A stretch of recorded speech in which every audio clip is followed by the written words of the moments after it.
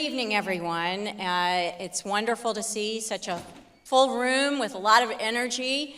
I'm Krista Akampora, and I have the privilege of serving as the Dean of the College and the Graduate School of Arts and Sciences here at the University of Virginia. And it is my pleasure to welcome you to this gathering of great minds and perspectives. I want to thank Professor Brad Wilcox and his team from the National Marriage Project here at UVA for organizing this evening's event and inviting Ross Douthat from the New York Times to engage in dialogue about religion and family in America. I'm also grateful to Interim President Paul Mahoney and UVA Board of Visitors Rector Rachel Sheridan for joining us this evening, and I'm looking around. I think they are with us this evening. We're grateful that you're a sponsor of this evening's event. At the University of Virginia, the College and Graduate School of Arts and Sciences is leading the commemoration of the bicentennial of the first day of classes at the university. This year-long celebration will overlap with the semi-quincentennial. We can say that 5 times fast. The 250th anniversary of the founding moment of our nation in the form of the Declaration of Independence. And these milestones are not just convenient historical coincidences, I think. Both are deeply connected with Thomas Jefferson, whose vision, thought, achievements, and actions are part of a corpus that I like to refer to as our cultural and historical endowment at the University of Virginia. Jefferson's vision for the university is connected with his affirmation of what he called the illimitable freedom of the human mind. And the word illimitable suggests boundless possibility, something vast and nearly infinite. Taken in this sense, calling the mind illimitable might be a sign of hubris, excessive pride, suggesting that human intellect might even approach the divine. So I also like to consider how thinking of the mind as illimitable can also be humbling. That's because if it truly is illimitable, then whenever we think we've achieved something great or settled on some remarkable insight or immovable position, then there will always be something more waiting ahead of us. To regard the mind as illimitable challenges us to expand our thinking, embrace curiosity, and continue to expand our understanding of human capabilities and possibilities. This aspect of our cultural and historical endowment feels more urgent than ever at a time when so many parts of the marketplace of ideas feel fractured and polarized. It can be tempting to avoid uncomfortable conversations or retreat into spaces where everyone agrees. But the health of a democratic society and the vitality of a great university depend on our ability to engage across differences, listen openly and generously, and wrestle genuinely with complex questions. This, too, is part of our cultural and historical endowment, and examining what it means to pursue the ideals of an educated and responsible citizenry, prepared to lead with a commitment to serving others, and thereby serving the needs of the Commonwealth, the nation, and the global community. It's against this backdrop that we turn to tonight's discussion of how faith, family, and culture continue to shape our common life. It's fitting that this topic is being discussed here at UVA, home to the National Marriage Project, a leading center for research on marriage and family life in America. Founded in 1997 at Rutgers University, the project moved to UVA in 2006.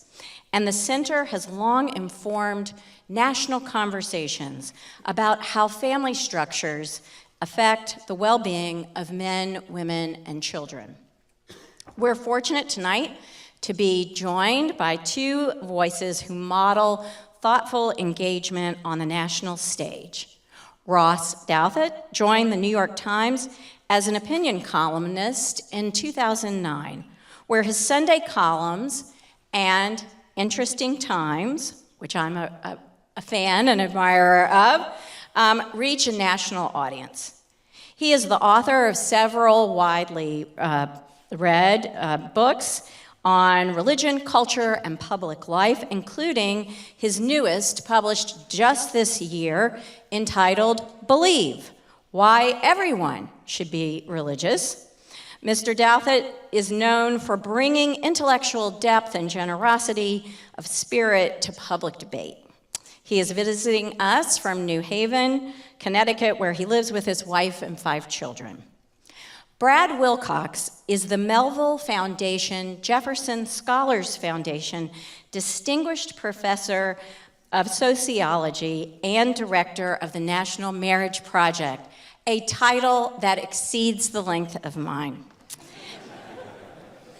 His research on marriage, fatherhood, and the impact of strong and stable families on men, women, and children has shaped academic understanding and informed public policy.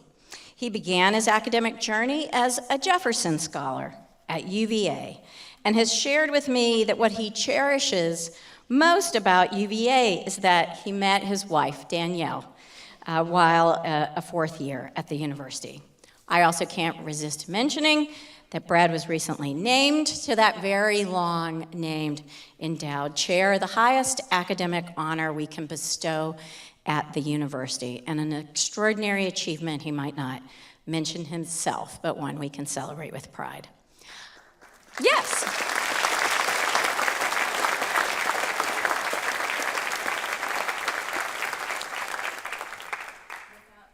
Without any further ado, I am confident that tonight's conversation will challenge and inspire us and remind us why intellectual diversity is so urgently needed and critical to our society. Please join me in welcoming.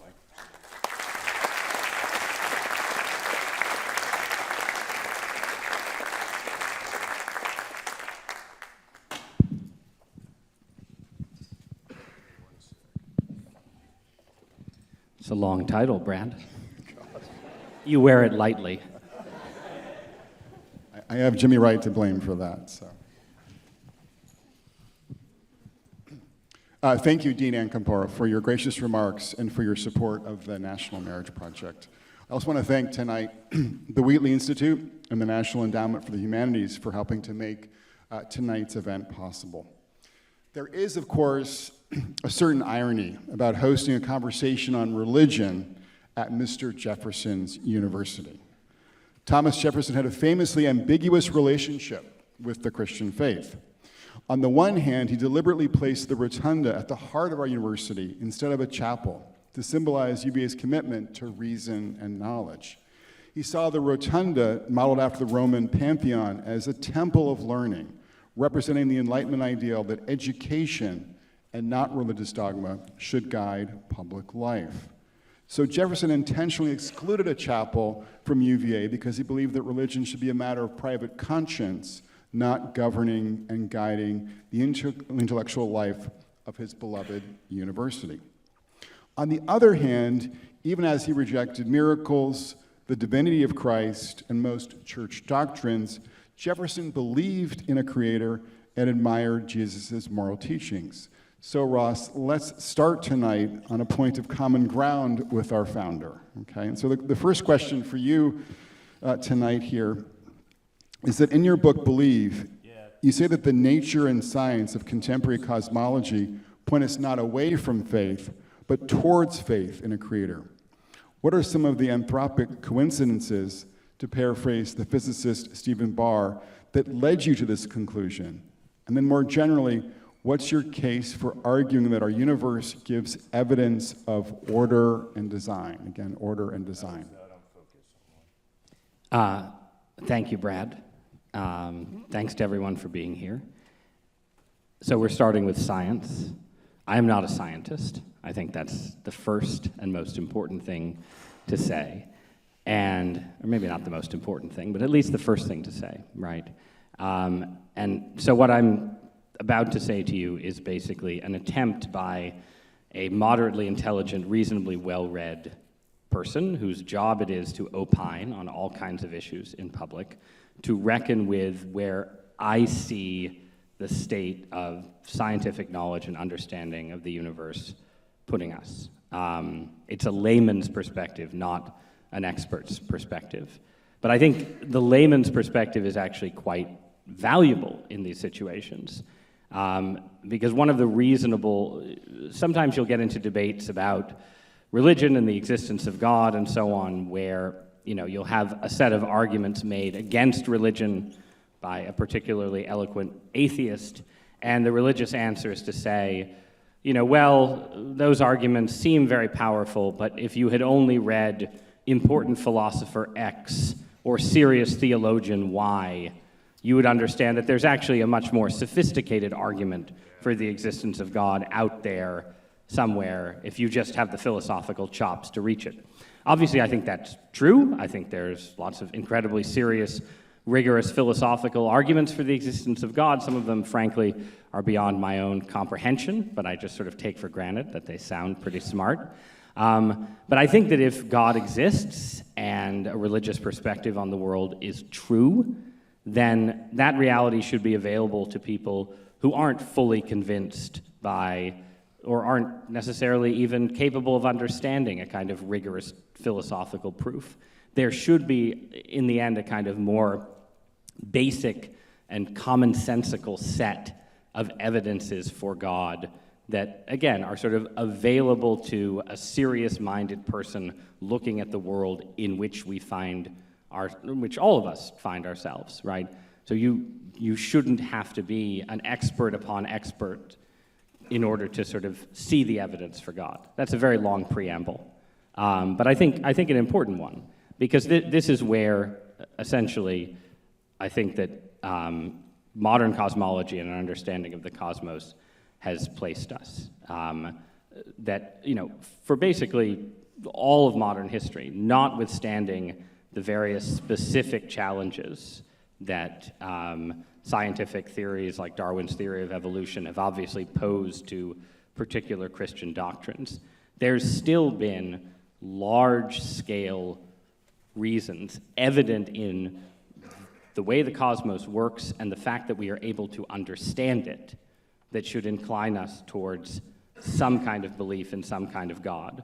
Maybe just the deist God of Thomas Jefferson, but some kind of originating intelligence and conscious power behind the cosmos.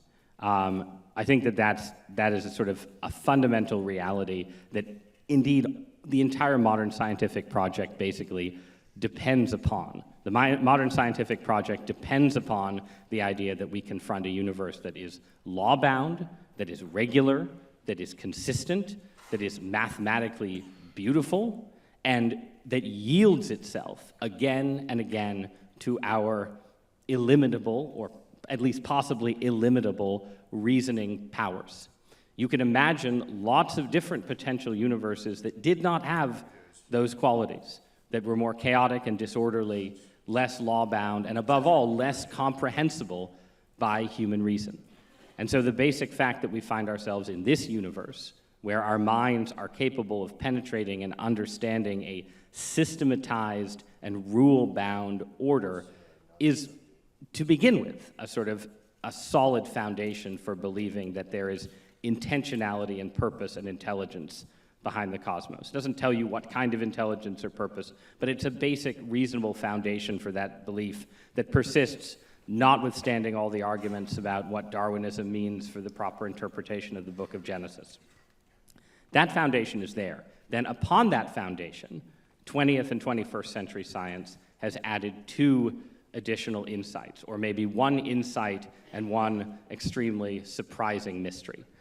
The insight that it's added is all of the sort of multiplying evidences, not just that this universe is orderly and mathematically law-bound and beautiful and all of these things, but that various features of the universe are incredibly precisely calibrated to yield order, stars, planets, biological life forms, us. And when I say precisely calibrated, I don't mean that, you could have 100 possible universes and one out of those 100 would have these crucial features. So we're a 1 out of 100 chance. It's more like a 1 out of a quadrillion or quintillion to the quintillionth power chance, right? That various constants and laws and rules that literally hold this universe together would be so precisely calibrated as to yield a universe where you and I can sit here having a conversation right now. This was by no means what was expected by the scientists of the late 19th and early 20th century. It is a genuine, sort of unexpected and surprising development. And it has thrown us into a landscape where, there's sort of a traditional conception of the debate between science and religion, where religion says, put your faith in an invisible God, and science says, come here, look through this telescope, look through this microscope. Put your faith in this concrete thing that you can see and measure and touch and experiment upon. That might be a reasonable way to describe, let's say, the argument between Galileo and cardinals of the Roman Catholic Church. But it's not a reasonable way to describe the argument about the implications of this incredible fine-tuning in our universe. Because in order to avoid the conclusion that this fine-tuning implies a fine-tuner, that this apparent design requires a conscious designer, the alternative that materialism and atheism has offered is the assumption that actually, if our universe is a 1 in a quadrillion shot, that must mean that a quadrillion other universes must also exist. And that there is sort of this near infinite multiverse of not just possible, but real universes in which, and we find ourselves in one that allows for conscious life because only, of course we do. If it didn't allow for conscious life, we wouldn't be here. But in order to get ours, you need a quadrillion more. And guess what? We can never see or touch or reach or encounter these other multiverses except through the power of Doctor Strange or some other character from the Marvel universe. The multiverse has also been very helpful to comic book franchises, obviously. But this is, in fact, not a microscope or telescope-based materialist scientific claim. This is metaphysical speculation. So in effect, at the end of 500 years of dialogue, sometimes conflict between science and religion, we've ended in a point where the religious believer is positing a single consciousness or intentional purpose behind this universe, and the non-believer is positing an infinite number of invisible universes to do away with the dangerous idea that someone could have had this one in mind. And at the very least, I don't think that leaves religion at an obvious disadvantage in the debate. And then finally, this has been a very long answer, and I apologize. Almost as long as your title. Sorry, that's the last joke I'll make. Then, to this 20th and 21st century science has also added the deep mystery of quantum physics and the fact that at the bottom of reality, the sort of baseline below all baselines, it seems to be the case that the universe is a set of possibilities that only collapse into material actualities, like my conversation with you here tonight, if a conscious observer intervenes to observe and measure. That there is a sort of, that fundamentally there is some mysterious interaction between mind and matter that turns possibility into reality every day in every interaction that we have. And this is a very peculiar thing, and again, not what a purely materialist science would have expected. And certainly there are, many competing theories and overlapping arguments about what this implies. But I think the simplest and most straightforward interpretation is that mind is not just an epiphenomenon of matter. Mind and matter exist and coexist, and perhaps mind actually precedes matter rather than the other way around. And if human consciousness and human awareness and human measurement is necessary to turn possibilities into reality every day in the universe right now, then it stands to some kind of reason that a form of higher consciousness, ultimate consciousness, truly illimitable consciousness, is what sustained the universe in its existence through all the eons before our slightly more limited consciousness came on the scene. So just to summarize, the basic architecture of the world and the basic assumptions of the scientific project presume certain features that are deeply compatible with the idea of a divine creator. And to this, modern science has added stronger evidence for specific fine-tuning and calibration and the deep improbability of our universe, and specific evidence that mind might actually precede matter after all. Good job. So many devotees of modernity assumed that our more secular era would be marked by the death of miracle and magic, to quote from your book. But you argue that even today, mystical experiences keep stubbornly happening in people's lives and point us to the reality and power of the supernatural. Can you give us an example or two of the enduring power of enchantment in our contemporary world and use them as an opportunity to reflect on what you call, quote, the resilience of spiritual experience in America today? Sure. So part of the argument in the book is, again, that there isn't a single slam dunk philosophical case for the existence of God, but that there, or maybe there is, but I'm not quite competent to make the case, but there are these converging lines of evidence in which the idea of the divine, the numinous, the mystical makes more sense of our reality than the materialist alternatives. And one thing I've found in arguing and talking about these issues is that quite often you'll have people who like one set of arguments for the existence of God, but draw the line in another set. And so you'll have some people for whom the kind of mystical, experiential side of religion is what really counts. But if you start talking to them about all the, physics stuff, right, they'll say, well, that's not what religion is for, right? But then you also certainly have the other kind of person who might nod along to arguments about the cosmological constant and fine-tuning, but say, come on, you want to tell me that miracles really, I mean, this is the sort of Jeffersonian perspective, right? It's like the New Testament's a really interesting book of ethics, but all those healings, right? Come on, what's up with that? And behind this perspective, there's this, this assumption that certainly goes back to Jefferson's era, when you have figures like David Hume and other philosophers who have this incredible confidence that once we get rid of the Inquisition and, compulsory church-going and sort of enforced religion, that mystical experience will just turn out to be a bunch of pious myths and legends, no different from, like, ancient Greek stories about Dionysus. I have my own thoughts about those ancient Greek stories, but we can save that for the Q&A and say that nothing that perspective expected has come to pass. The modern world has indeed become less institutionally religious. Fewer people are sort of indoctrinated or inculcated with religious belief. There's more freedom of religious choice. And, in our own era, fewer and fewer people go to Sunday school and, have even sort of a basic encounter with religious teachings and doctrines.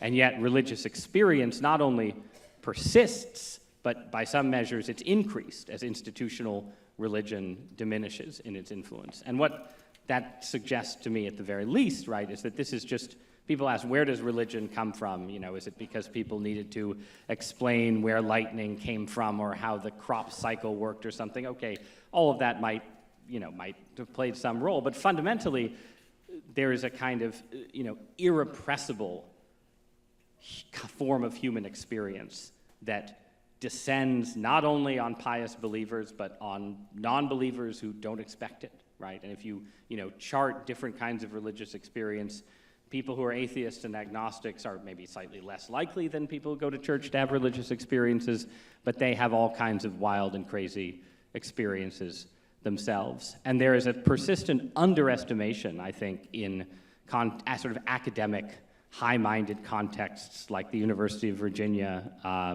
or, Yale Law School or, these kind of places that says, well, there's sort of some crankish and crazy people who think they've seen miracles, but that's a very marginal part of human experience. But in fact, it's not just about doing the research. If you just live in the world as an adult human being and have honest conversations with people about weird things that have happened in their life, the weird, the numinous, and the mystical is incredibly commonplace. And you asked for examples, so I'll just give two, a general one and a specific one. So the general one is that one form of mystical experience that we know more about, by far, in modernity than we ever did before, is near-death experiences, for the very excellent reason that we're much better at bringing people back from the precipice of death than any of our ancient and medieval ancestors were. And, there was sort of this period in the 1960s and 70s when people started writing about these phenomena, and there was a kind of real cultural embarrassment around them. People would, be operated on and almost die, or, sort of have their heart stop and come back to life, and have these crazy experiences and sort of not know who to tell about them, be embarrassed to talk about them, right? And so you have this set of researchers who start asking about these things and cataloging them, and it quickly becomes clear that, these are sort of persistent, consistent across cultures.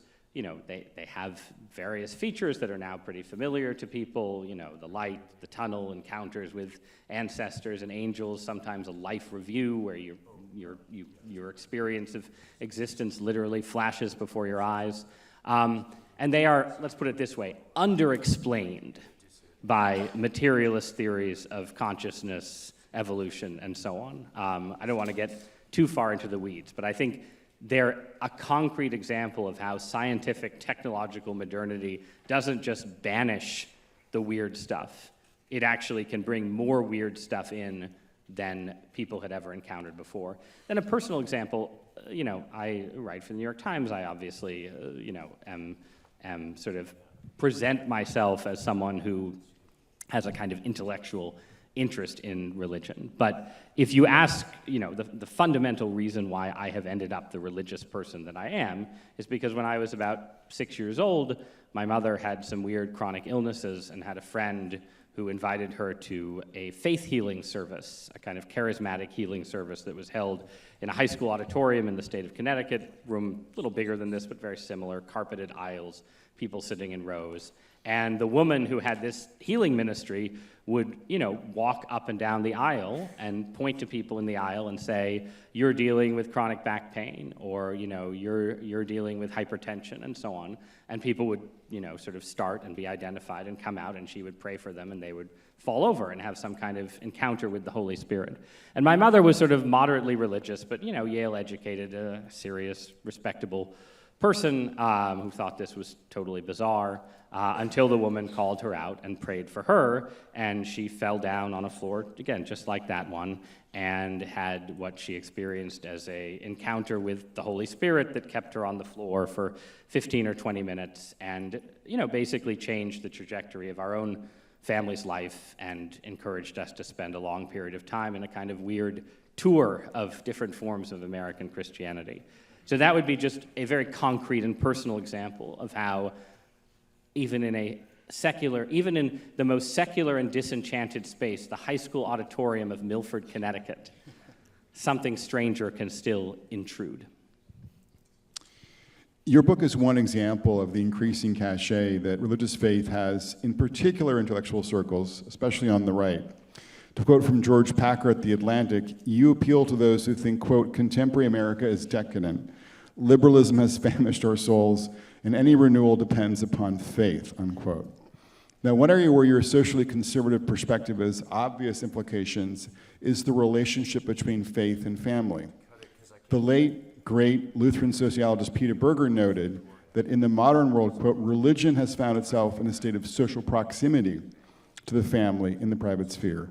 The family is the arena in which traditional religious symbols continue to have the most relevance in actual everyday life.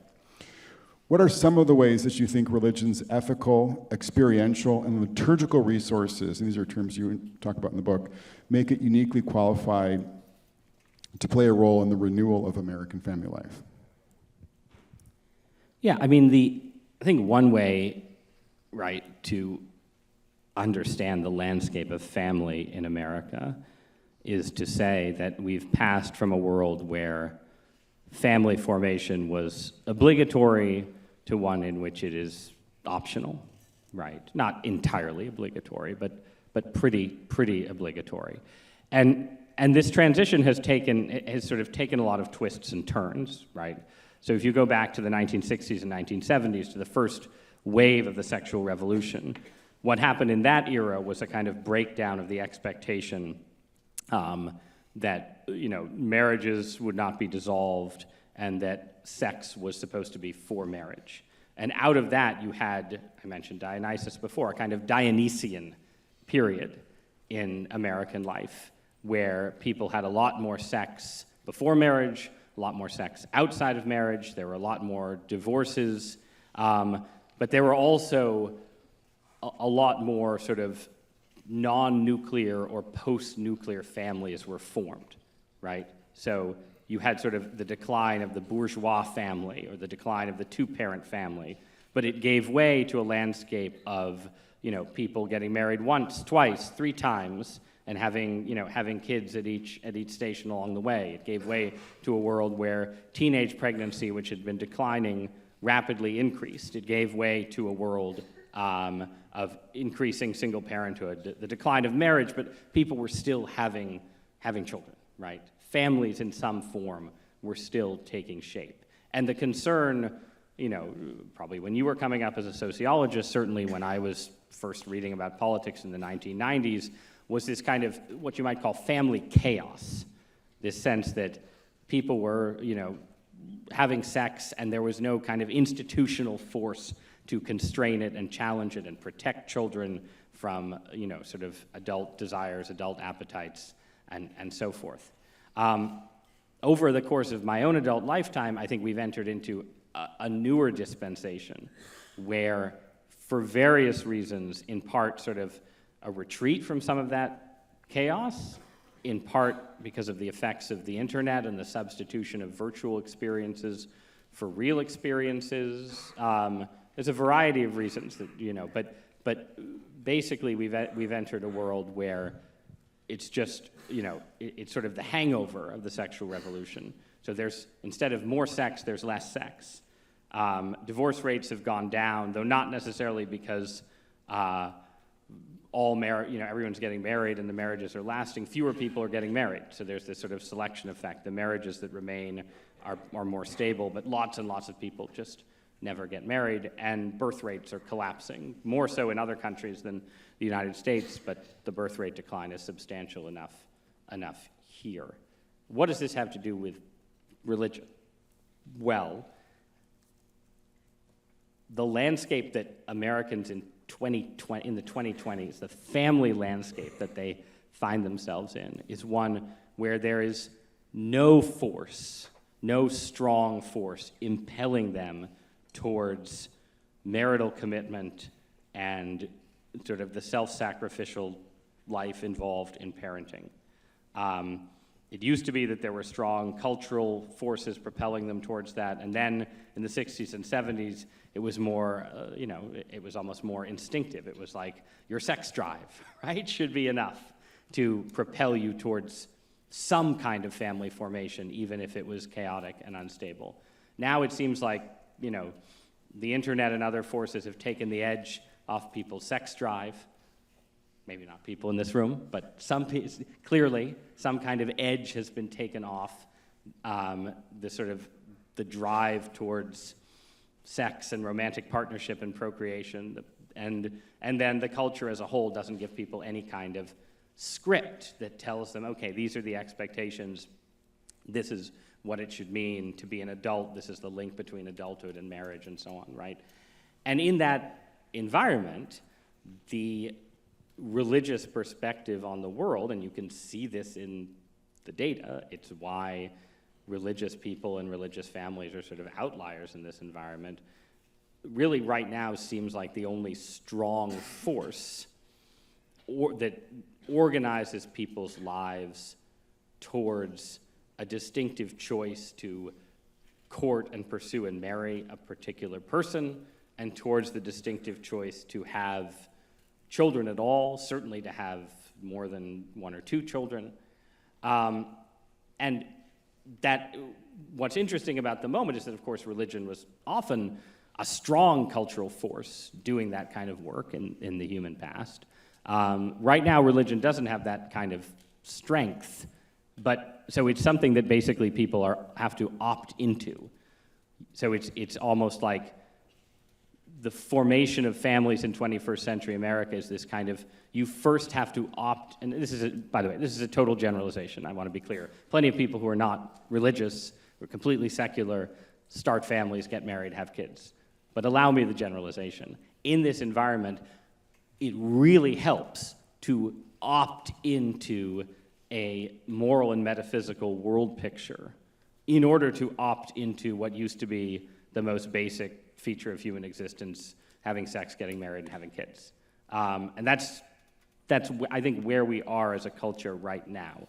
I don't know where, we can talk a bit more about where we go from here, but the landscape we've created is one where, yeah, the external drives have fallen away, but an internal decision to believe in a particular narrative of what human beings are and what we're here for is the strongest remaining force driving people towards getting married and having kids. So you've described this actually in a piece in April as the great cull enveloping our world. This got a lot of attention back then. And you wrote, quote, "Every great technological change is a destructive shadow whose depths swallow ways of life the new order renders obsolete. But the age of the digital revolution, the time of the internet and the smartphone and the incipient era of artificial intelligence, threatens an especially comprehensive cull. It's forcing the human race into what evolutionary biologists call a bottleneck, a period of rapid pressure that threatens cultures, customs, and peoples with extinction." And then mentioning later, when young people don't date or marry or start families, that's the bottleneck coming for the most basic human institutions of all. So I think this is just kind of in some ways, echoing, or to say prefiguring your comments you've just made. But one piece, though, of the story, which you've also just touched on, is that when it comes to kind of religion as sort of one counterweight to that call, one source of resistance to that call, sex does obviously play an important role in this. And I think probably one of the more surprising pieces of the research that I've done with my colleague Grant Bailey, who's here tonight, is that we've been kind of chronicling a sex recession in the US, where in about 1990, 55% of adults were having sex weekly, and today just 37% of adults are having sex weekly. So a dramatic decline in sex. But what's interesting is that sex recession is basically not playing out anymore for religious Americans. In fact, religious couples who are married haven't seen any decline in their sexual frequency since 2000. So when it comes to religion and sex in particular, like what is it about? It's kind of surprising, right? 60 years after the sexual revolution, the one group of Americans who are having more sex are the ones who are, a stable amount of sex, right? Or a stable amount of sex. What would you kind of attribute this religious exceptionalism to on the sexual front? Well, let's be optimistic for a moment, right? So in that piece you quoted, yeah, I was basically saying that whatever these conditions of digital existence are making it harder to do basic human things. And if you don't do basic human things, your way of life is not going to continue, right? And this is sort of the harsh reality of collapsing birth rates, right? Like, societies that don't have kids are not going to be there in 75 or 100 years. It is an open question to what extent East Asian countries with incredibly low fertility rates will meaningfully exist by the year 2100, countries like South Korea and Taiwan. And this is also true, though, of countries in Europe and so on. Like, this is the very strange reality of the 21st century, that there is this failure to reproduce on a cultural and nationwide level. But in that environment, like, if you think of it as a kind of evolutionary bottleneck, you're going to get adaptation.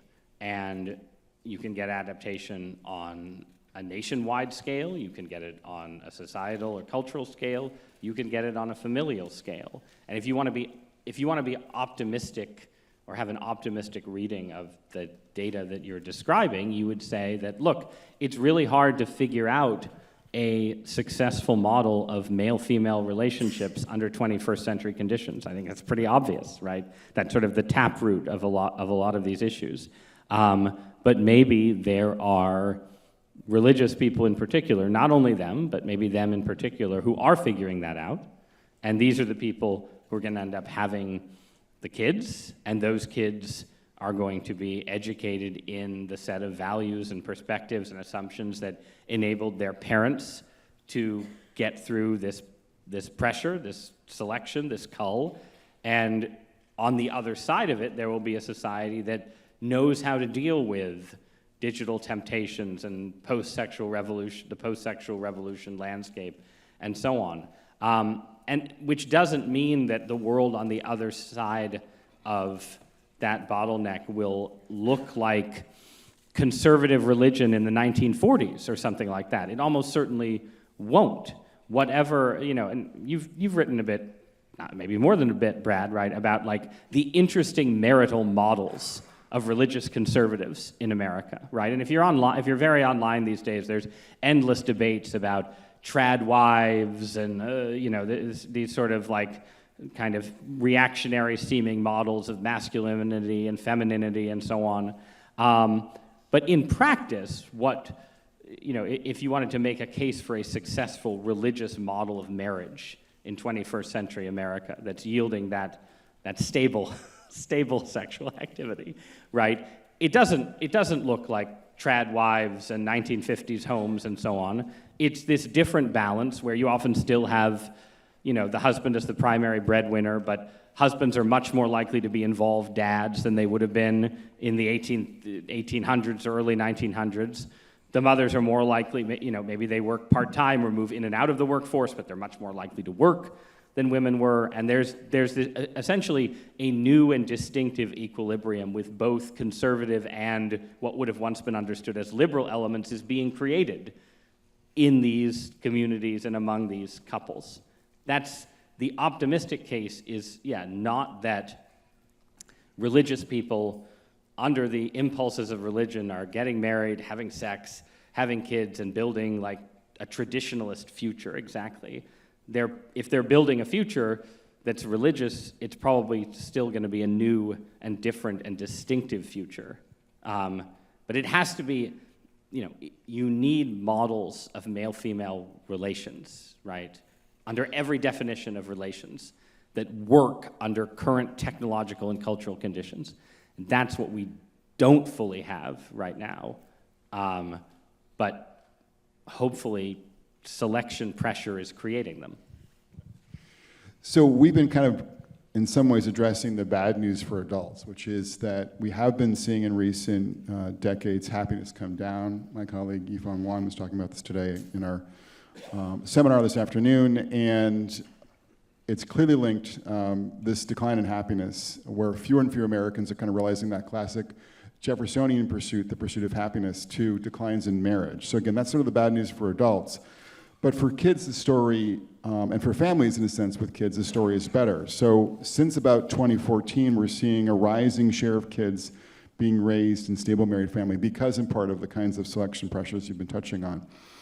But what do you think it's going to mean for sort of the character and context of American family life that this sort of long shift away from marriage that took hold in the 1960s and lasted until about 2014 is now ended, and a growing share of kids are being raised in stable married families by their own parents? I mean, how do you think that's going to be affecting schools, neighborhoods, and even the parenting section of the New York Times when it comes to how people sort of think about family? Yeah, well, it's hard to know because it's hard to know what, like, again, let's be optimistic and say there is this kind of emergent family model that is capable of sort of dealing with the pressures of the current moment, building stable families, having kids, and so on. It's still operating in a larger culture that, as you say, is aging, is a low fertility culture, and in those aspects is sort of just naturally less hospitable to kids,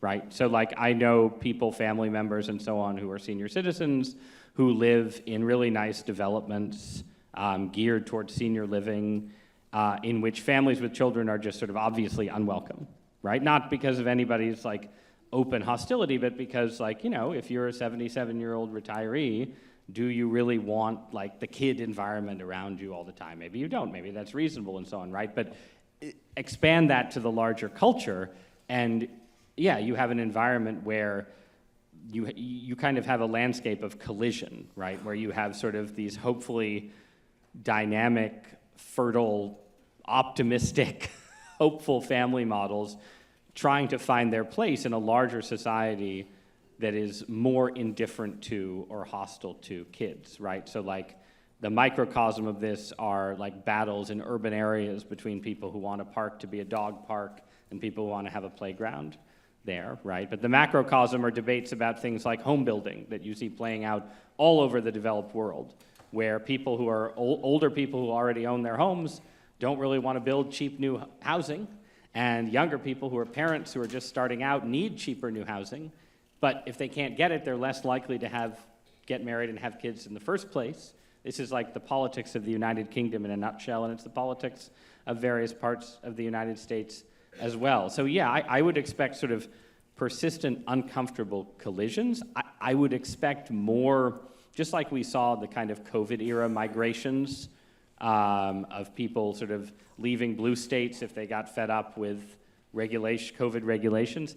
I would expect a certain kind of clustering, that areas that are high fertility will get higher fertility, and areas like my own native New England that are old and low fertility will get more so, and you'll have sort of zones of retirement and zones of fertility in the US. Again, these exist already, but I would expect more things like that. The other thing I'd mention is you're going to get more class polarization.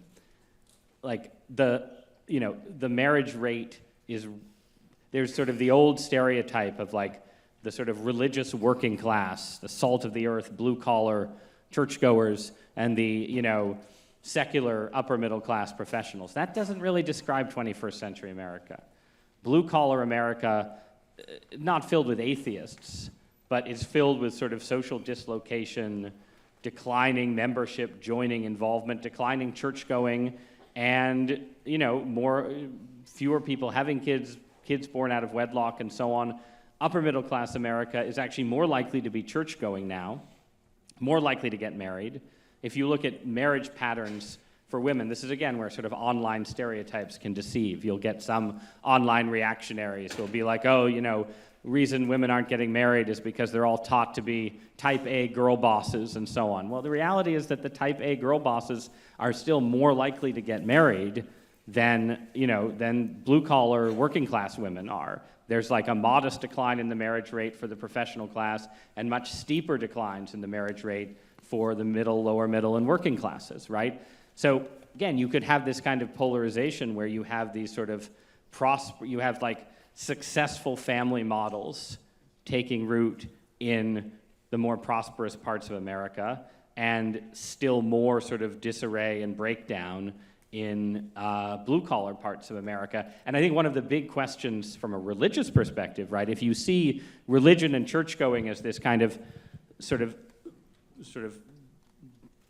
cosmic metaphysical framework that helps people build the sort of practical forms of marriage and family, okay, if that's mostly happening in the upper middle class, how do you translate that back to the working class? Like you almost need a kind of missionary effort to figure out how to stabilize families in blue-collar America, because otherwise you'll sort of have, a world of kind of polarized family models, which we already have, but we might have more of over the next 50 years.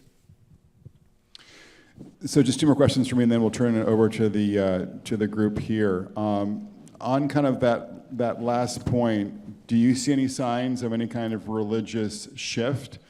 As I mentioned, we have seen kind of a shift, taking hold when it comes to sort of American family life for kids. But do you see any signs, kind of from your vantage point, that young adults today are kind of turning more towards religion than has been the case in previous decades? I mean, the data is mixed, and it's sort of sensitive to whether you're measuring affiliation or church attendance. There's lots of debates about how to measure religion. I think what you can say for sure is that the current Generation Z people, the age of college students here and so on, are not a lot less religious than people 10 years ago. Young people, I mean. So there's been a kind of stabilization. If there's sort of a steady trend in secularization over about 20 years where each every 5 years, 22-year-olds were less religious than they were 5 years ago. And that sort of stopped around the COVID era. But the current younger generation is still less religious than 70-year-olds and 80-year-olds. So just through generational replacement, America could go on getting less religious for a while, even though for young people, secularization might have sort of slowed or stopped.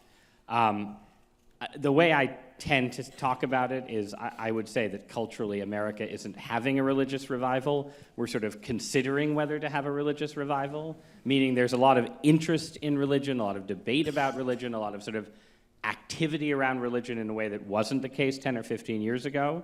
And you have sort of particular pockets and areas where you do see revival and people going back to church, but it's not clear how, is it a mass phenomenon? That's unclear. And again, it could end up being a kind of class polarized phenomenon where the professional classes, the college-educated upper middle class of 2037 looks much more religious than college-educated professionals did in 2010 or 2015, but there's been working class people continue to sort of fall away from religion, and so the net impact is unclear. I definitely would say that there's much more openness to religion in the intellectual world than I've ever experienced in my time as, a columnist for a fairly secular newspaper with a fairly liberal audience, and that is a real change, and it's really something that sort of came in through the COVID era. Like it's a change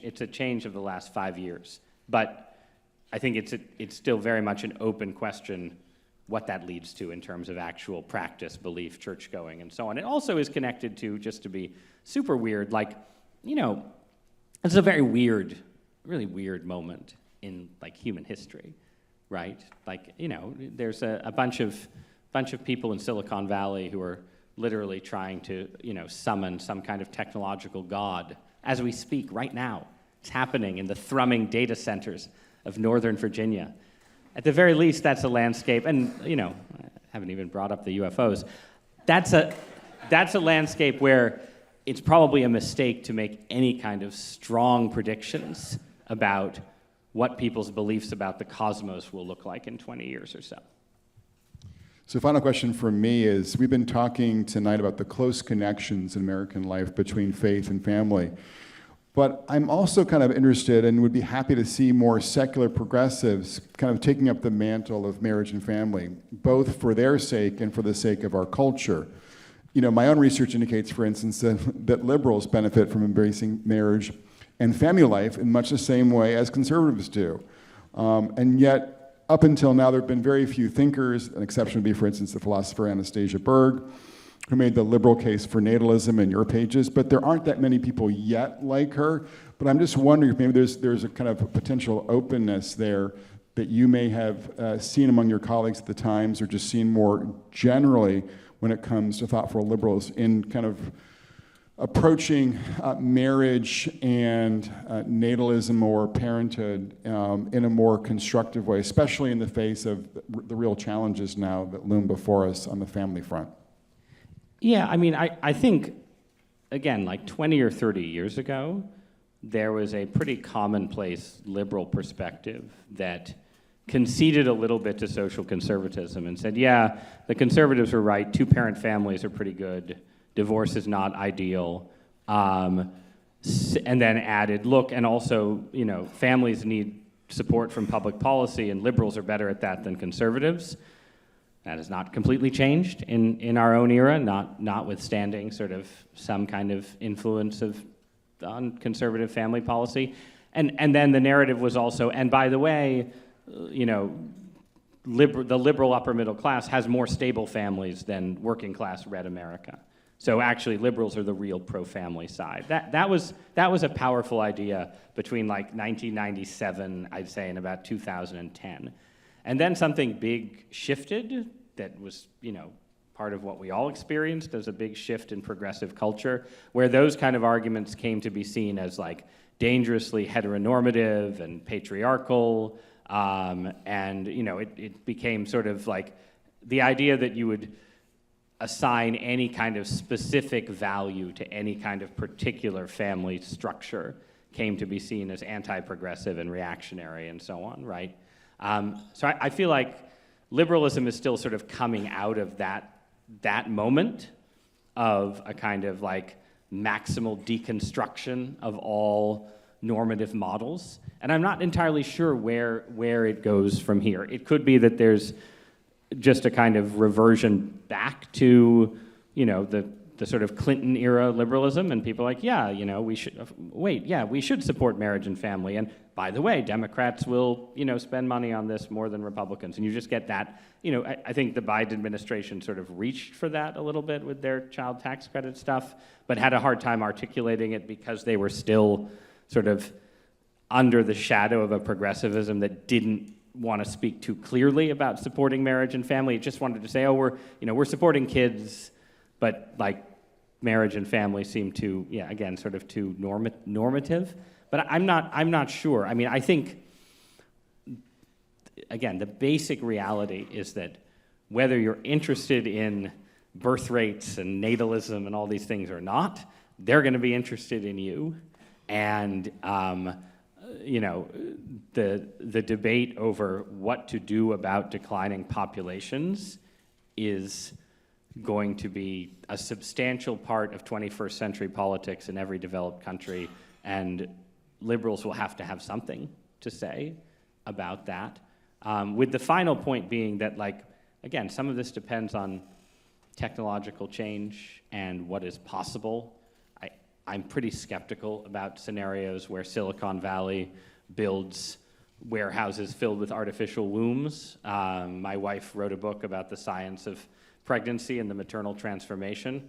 And from what I gleaned from that book, building an artificial womb might be harder than people think it is. But I would not want to rule out some world where some form of progressivism becomes invested in the idea that we're going to have technological solutions to low fertility. And obviously all of this will interact in some unknown way with AI and all that. So we're happy to entertain questions from the audience now. So if you have a question, please just raise your hand and I will start rotating around the room here. So yes, sir, I'll start with you there in the middle. Or do you want, okay.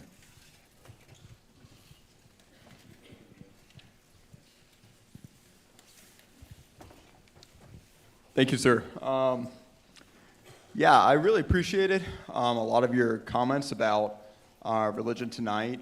Although I noticed throughout the discussion, a lot of the reasons you put forward in favor of religion, which I assume are reiterated in your book, which I unfortunately have not read yet, kind of take a more functional utilitarian approach to why someone should be religious. And based on a lot of the categories that we covered tonight, like social utility, fertility rates, stuff like that, if I were looking globally at the religion that most promotes high fertility, social cohesion, et cetera, I'd look at the Middle East and their fertility rates, and I would say that, well, it seems that everybody should become Muslim. Have you looked at Middle Eastern fertility rates in the last 5 years? I assume they're higher than Western Europe. Give it some convergence, but go on. Well, yeah. The question I'm getting at is, obviously, sir, you yourself are Roman Catholic. So I was wondering, why specifically Christianity? So first, the reason that I offered a bunch of utilitarian reasons for religion is that this gentleman here sort of pressed me with questions that emphasized the social functions of religion and its effect on family. In the book, the argument for being religious, again, I do think there are there are excellent utilitarian reasons for being religious. I don't want to denigrate those arguments. But the fundamental reason to be religious is that the religious world picture is almost certainly true. That some kind of God or presiding intelligence almost certainly created the universe. Almost certainly created the universe with you personally in mind. And almost certainly on the evidence of mystical and supernatural experience is interested in having some kind of relationship with you, person to capital P person. Those are, again, they're not the only things that pull people into religion. There's all kinds of paths into religion, all kinds of reasons why people practice religion. But a fundamentally healthy religious culture depends on the assumption that basically that picture is a good way of looking at the universe, that it corresponds to reality itself. And so you should be religious because you should be interested in reality before we get into whether it's good for getting married and having a healthy sex life and propping up American community and all of these things. First and foremost,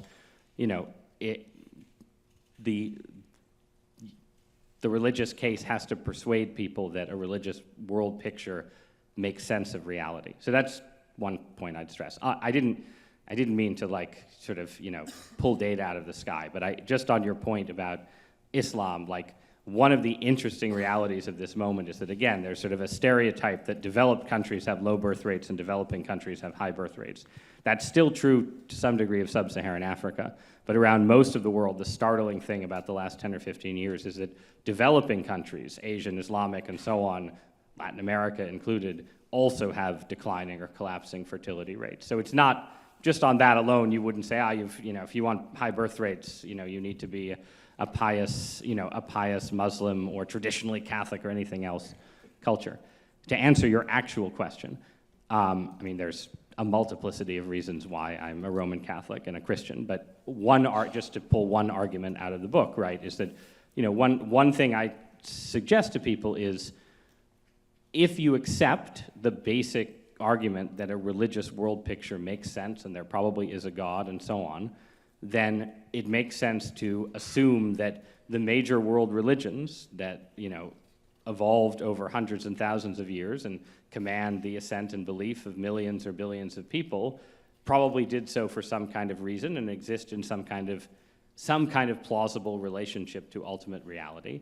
And then it's okay to say, all right, so let's take, the top 4 or 5 world religions and read their sacred scriptures and see what you think, and sort of assess their historical claims and see what you think. And this, again, everyone has a different experience of religion. This can sound like a hyper-rationalist way of looking at it, right? And again, obviously, to some degree, I'm a Christian because I was raised Christian, and all the weird mystical things that happened to my family happened in the context of Christianity and so on. I'll stipulate all of that. I'm also a Christian because I think that the New Testament and the Gospels are out of the range of available religious texts and claimed religious revelations, the most powerful, the most historically credible, the most likely to represent the place where, the author of history opened the page and stuck his finger in and sort of started messing around in the plot. That is my consistent takeaway from, just set aside the rest of the Bible, just Matthew, Mark, Luke, and John, and the larger debate about their historicity and their relationship to actual events. And that's part of what keeps me Christian. Obviously, faith ebbs and flows, and as all of you the younger people here will discover, life is long and complicated and filled with challenges, right? But I am bound to Christianity in part by that persistent sense that out of the major world religious traditions, out of the major sacred scriptures, out of the major claimed revelations, there's nothing quite like the story of Jesus of Nazareth.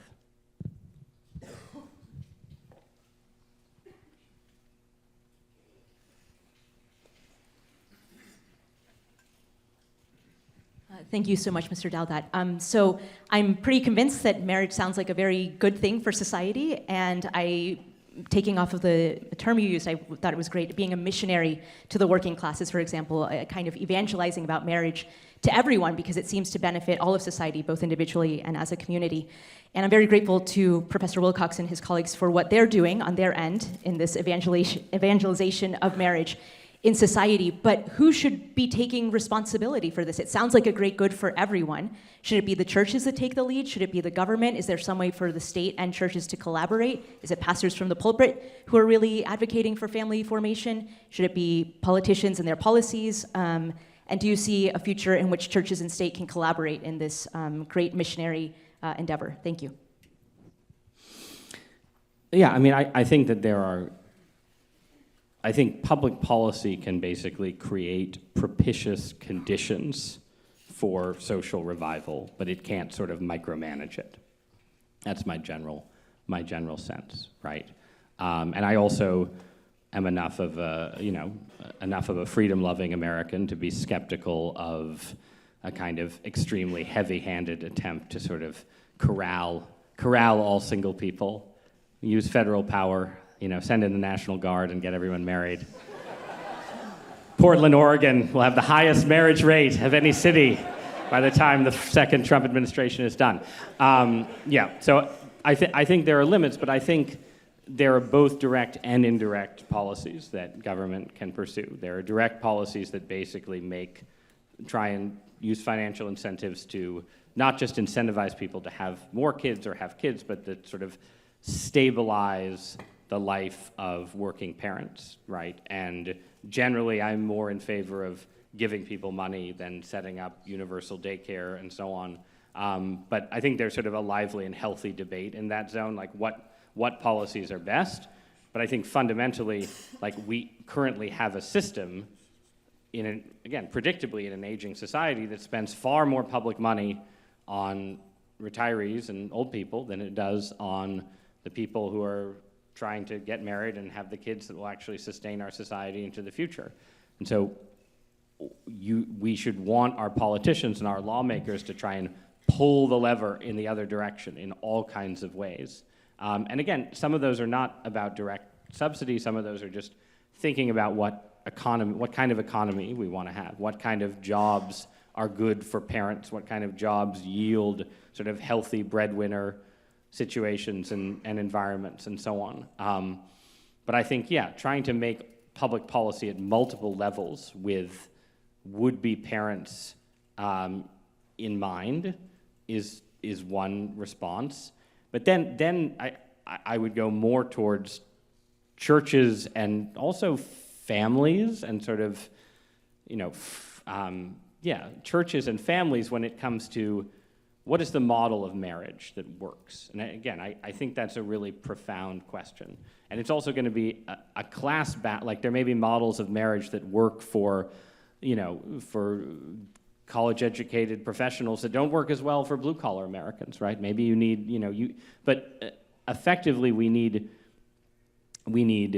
people who are in positions of any kind of cultural authority in a community to not just sort of preach a generic, like, you should get married, but to think more concretely about, well, what advice am I giving men and women about what a healthy marriage looks like in the society and the economy and so on that we have right now? It's a hard question, but it's something that's easier if you're thinking about concrete people like in your church or parish or community.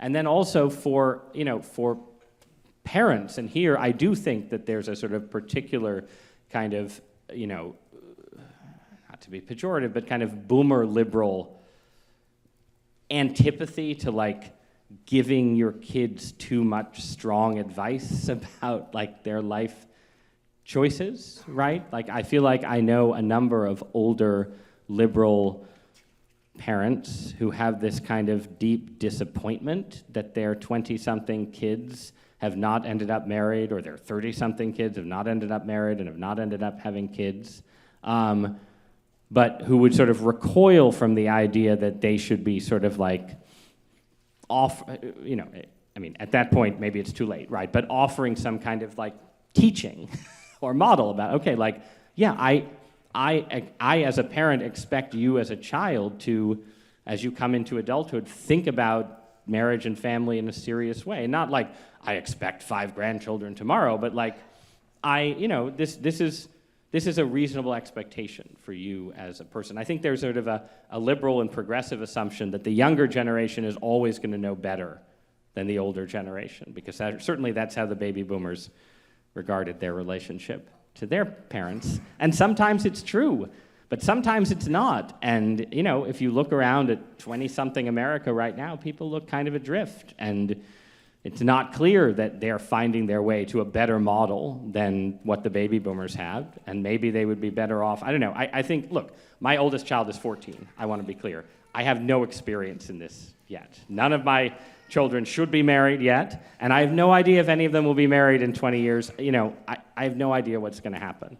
But when I think about their future, I do want to sort of propose to them a kind of a model that ideally at least some of them would follow, and not all of it. The other thing about being Roman Catholic, obviously, is that, not everyone is supposed to be married, right? That is also a reality that is worth mentioning in these kind of contexts. And marriage is incredibly important, but not everyone should get married, and not every life in which someone doesn't get married is, in fact, a tragedy or a failure or anything like that, right? Like, that's an important thing to stress as well. And I would not be, I don't know what's going to happen to my kids, is what I'm saying.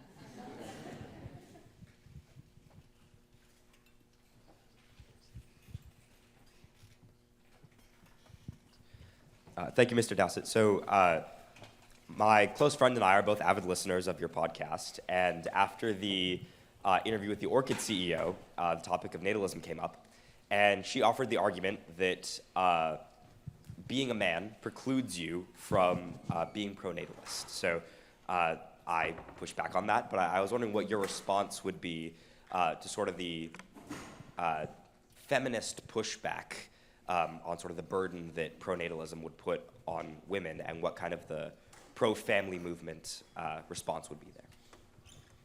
Yeah, I mean, the simplest counter-argument, which I think is slightly too simple, but I'll offer it anyway, right, is that right now what you see in Western societies is not a world where,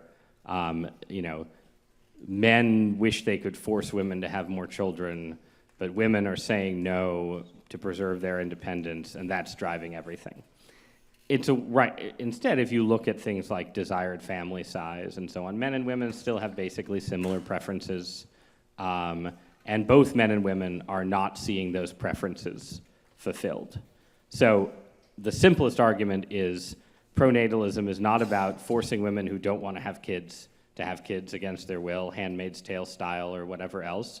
It's about helping create social and economic and political models in which people who want to have kids but are sort of unable to find their way there find it easier financially and economically, and easier interpersonally, right? Like, there's a whole sort of line of feminist argument these days that gets called, like, heteropessimism or heterofatalism, right? Where it's this sense among sort of liberal and feminist women that, it would be nice to get married and have kids, but men, right? You can't, right? But so the pronatalist is trying to create, maybe they're trying to create conditions in which men seem more marriageable and attractive to those women, not to force those women to marry toxic men, but, the human race needs to continue, right? Peter Thiel, if you listen to my podcast, he had some uncertainty about that, but I will say, for the record, I am in favor of the continuation of the human race.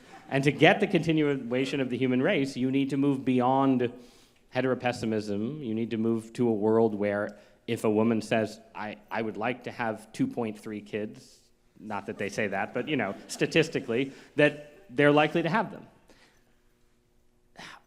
That might be, though, a little too simple, because if you dig into some data right now, I do think that there is some polarization of the sexes happening right now where, ideal family size is still similar, but there was maybe it was Pew, someone had polling recently where young men and young women sort of ranked the importance of various things in life. And the young men were more they rated family and marriage higher, again, in the aggregate than the younger women. And that does track a little bit, I think, with things that I sort of see anecdotally. And if that's the case, and that, by the way, is an inversion of sort of, again, the stereotypes of the past, where it was like women wanted to get married and have kids, and men were always, listening to the Bruce Springsteen song, and, had a wife in Baltimore Jack, and I went out for I forget the words, but, men always wanted to run away, and women always wanted to pull them back, right? Okay, well, now it's men who want women to settle down with them, and women who are like, well, maybe my career's more important, and so on. And if that's true, then there is some kind of pronatalism is kind of proposing some kind of work of persuasion where, you're not going to have a lot of kids if women aren't interested in doing it. That's that is a reality. And so the question is there a way for pronatalism to be persuasive without seeming oppressive or carrying the shadow of, the Republic of Gilead or anything like that? And again, just to come back to the point I keep stressing, I think the persuasion depends in part on having models of family life that you can present and advertise that do not seem like prisons and traps to women on the far side of the feminist era, who are not just all going to become trad wives and set up ballerina farm on the basis of their husband's hundreds of millions of dollars. Again, nothing against, nothing, but like that if the concern is persuading women, then you have to have a model that persuades women. If you want a woman to marry you and bear your children, you have to be selling something that seems attractive to her, besides just your handsome, well-groomed mustache. Please join me in thanking Ross Douthat for joining us here.